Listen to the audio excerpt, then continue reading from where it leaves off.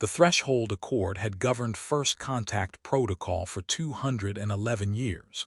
It was not a law in the way most species understood law. It was older than most of the species that were bound by it, older than 3 of the 17 founding governments that had signed it, and it had never once been amended.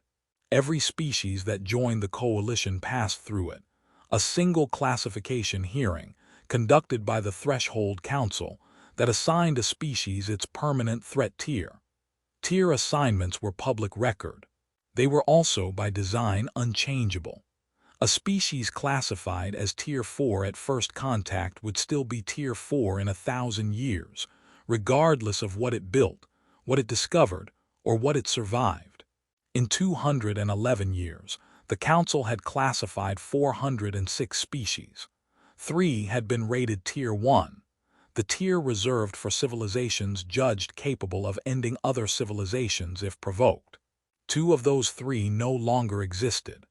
The third had not left its home system in 80 years, by treaty, under permanent coalition observation. Every other species in the coalition, all 403 of them, sat somewhere between Tier 2 and Tier 7. Tier 7 meant harmless. Tier 2 meant dangerous enough to require monitoring, but not dangerous enough to be feared. Humanity had been classified in year 40 of the Accord, 11 years after first contact, following the shortest hearing in Council history. 14 minutes. The record of that hearing was sealed, which was itself unusual. Every other classification hearing in Council history was public.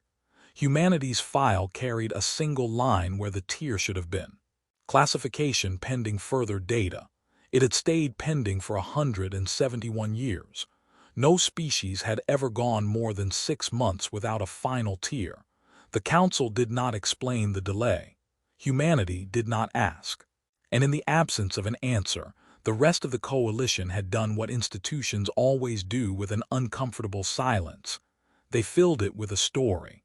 The story, repeated across 400 worlds for a century and a half, was that humans were being cautious, diplomatic, deliberately unclassified so as not to alarm anyone. Nobody who told that story had ever asked why an unclassified species had, in 171 years, never once had a coalition world attacked while a human fleet was within response range. Nobody had asked, either, why the Threshold Council's own procedural archive, a record normally open to any coalition citizen with a research credential, listed the human classification hearing under a retention category reserved for exactly one other document in 211 years. The emergency session convened after the destruction of the Kesh Outer Yard, the only time in coalition history a Tier 1 species had been formally reprimanded. Human colonies were, by policy, among the least defended in the coalition.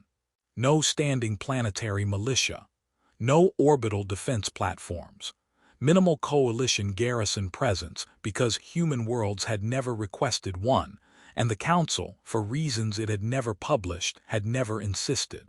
On paper, this made human space some of the softest territory in the outer systems. The kind of soft that, on any other species' worlds, invited exactly the sort of raiding activity that had ended 3 other Tier 2 civilizations' outer colonies in the Accord's first century. In 171 years, no raider fleet, pirate consortium, or unaffiliated hostile force had successfully held a human colony for longer than 19 hours. The coalition's own strategic archive listed this statistic without commentary, filed under a category so narrow it had never needed a second entry. Anomalous, pattern unresolved. Ensign Myra Akoy reported to the CSV Long Reach on a Tuesday, carrying 1 duffel bag and a file that her commanding officer, Captain Cyril Vantho, had read 4 times before she arrived. He had read it the first time as a formality. He had read it the second time because he assumed there had been a transcription error. He had read it the third time after his adjutant confirmed, through 2 independent verification channels, that there had been no error. He read it a 4th time the night before she reported, alone in his quarters, because he wanted to understand what kind of person the file was describing before that person stood in front of him. The file said Myra Akoi was 26 years old. It said she had grown up on a colony world called Havern's Reach, on the edge of Coalition space, in a settlement of 4,000 people that had, 11 years earlier, been the only human colony to survive an unprovoked raid by an unaffiliated raider fleet.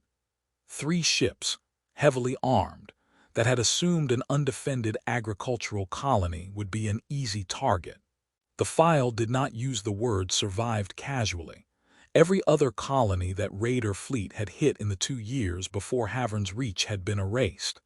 Havern's Reach was the only one still on the star charts. The file did not explain how.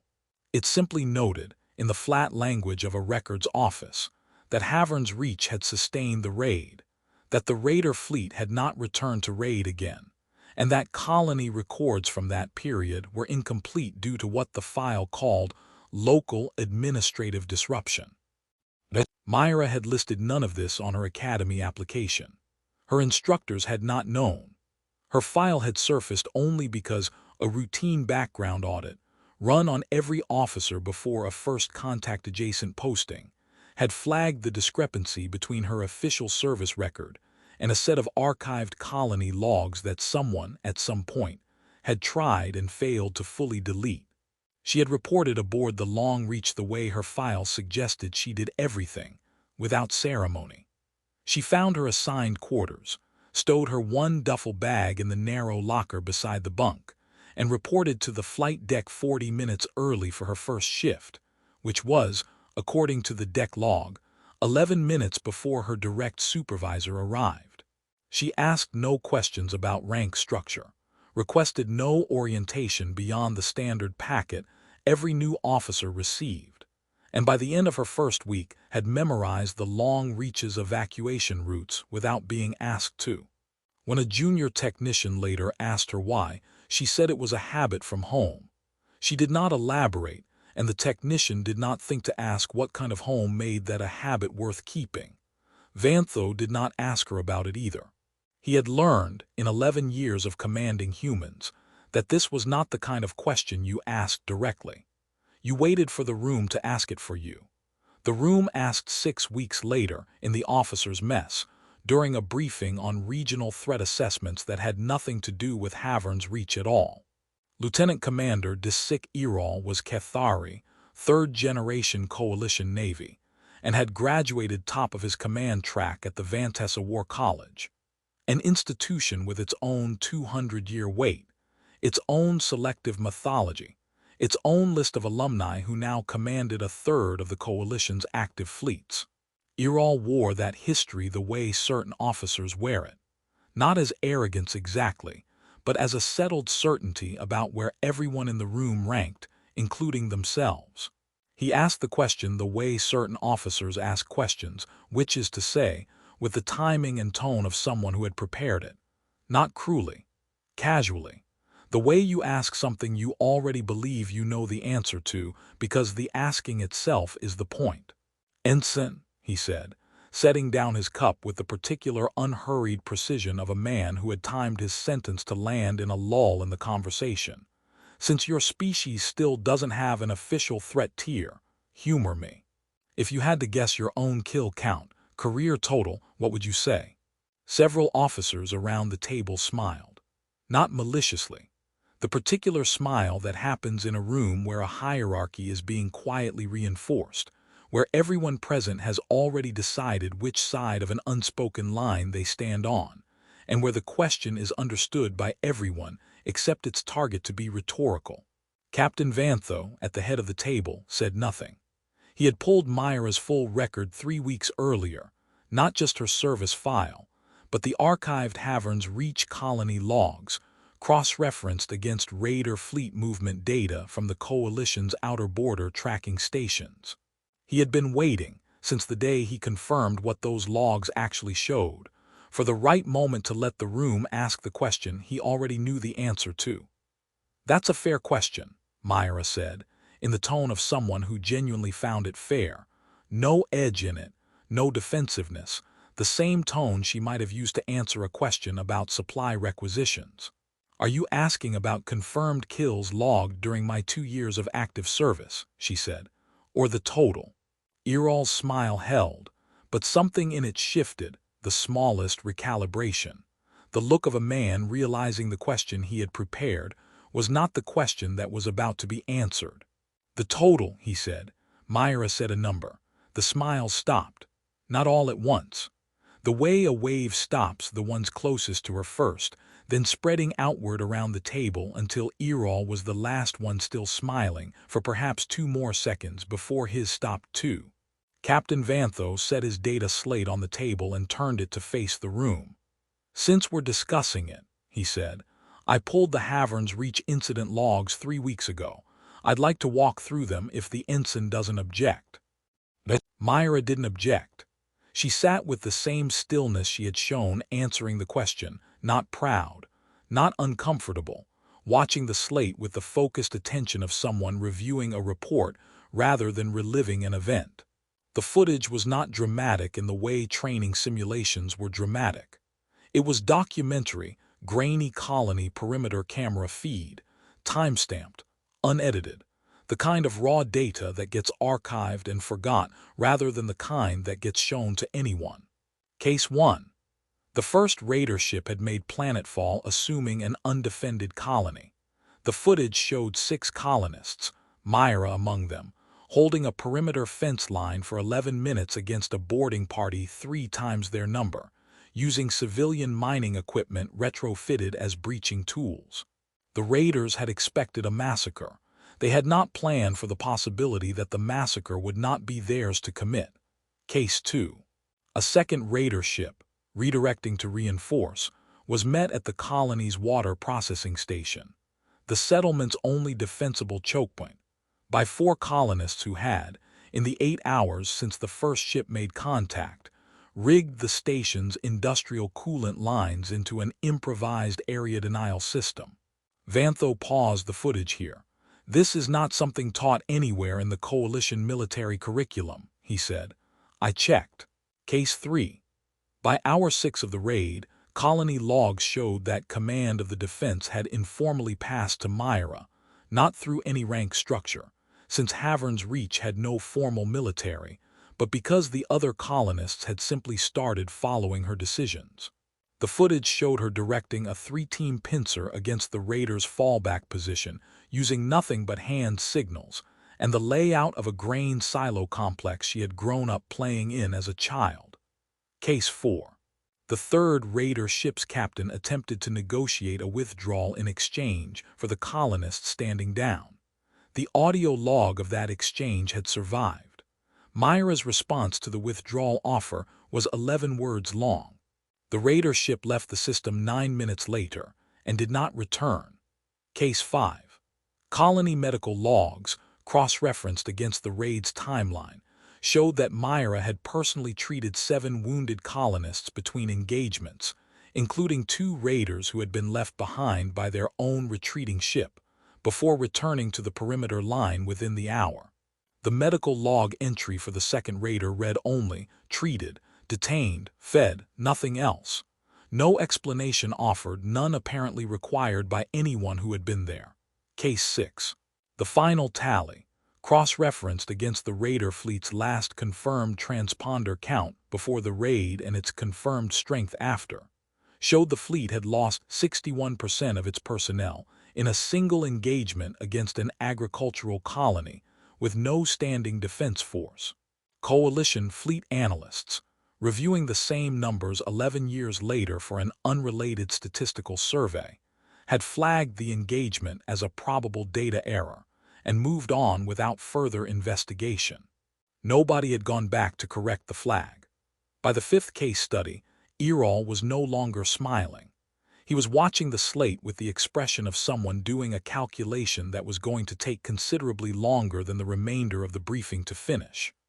The look of a man revising a framework he had not realized was built on an assumption, and was now discovering, in real time, how large that assumption had been. The room was completely silent. Nobody asked a follow-up question. Nobody needed to. The footage was doing the only work that needed doing. Vantho let the last frame sit on the slate for a long moment before he spoke again. Havern's Reach was not a military colony, he said. It had no defense budget, no standing force, no combat training program. What you're looking at is 4,000 civilians and one 26-year-old who happened to grow up there. The coalition has spent 171 years asking why our species doesn't have a final threat tier. He set the slate down. I'd suggest that's the wrong question. The right one is why the Council has spent 171 years refusing to write down an answer everyone already knows. Irol stood to leave before the briefing had formally ended, not fleeing, not humiliated in any visible way, simply finished with the conversation he had started. He stopped at the door. "The number you gave," he said, not quite turning around, "and the number in the logs, they don't match." "The logs only cover Havern's Reach," Myra said. Irol stood there another moment, absorbing the shape of what that meant, then left without saying anything further. It was not a defeat that needed an audience. It was a man quietly updating a framework he would carry into every room he entered from now on. Myra gathered her data slate and stood to leave as well. On her way past the head of the table, Vantho spoke without looking up from his own report. "You've been on this ship 6 weeks, he said. "I've had that footage since your 3rd week." "I know," Myra said. "I saw the access log." "You didn't say anything. You didn't ask." Vantho almost smiled at that. "The Council's classification request has been sitting in my queue for 6 weeks too," he said. "They want a recommendation from every captain who served alongside a human this rotation. Mine's due Friday." "What are you going to write?" "I haven't decided." He finally looked up from his report. "What would you write if it were your decision?" Myra considered that longer than she'd considered anything else all evening. "I'd leave it pending," she said. 171 years pending hasn't gotten anyone hurt. A number might. She didn't ask his last question aloud, but he answered it anyway, in the look he gave her before she turned to leave. The one thing that passed between them all evening that carried something like weight in it. Then she added, already half through the door, the closest thing to an explanation she offered all night. "I wasn't hiding it," she said. "I was hoping nobody would need to know." She left. Vantho sat alone in the officers' mess for a while, the slate dark in front of him, the room around him quieter than it had been in 6 weeks. Then he opened the ship's fitness for command assessment file, the record every captain kept privately on every officer under them, the one document in the Coalition Navy that nobody but the captain ever read. Under Ensign Myra Akoi's name, he wrote 3 words, "Already commanding it." He closed the file and did not open the Threshold Council's classification request that had been sitting, unanswered, in his queue for 6 weeks. Some questions did not need an official answer. Some had already been answered 171 years ago, by a species the Council had never quite worked up the nerve to write down.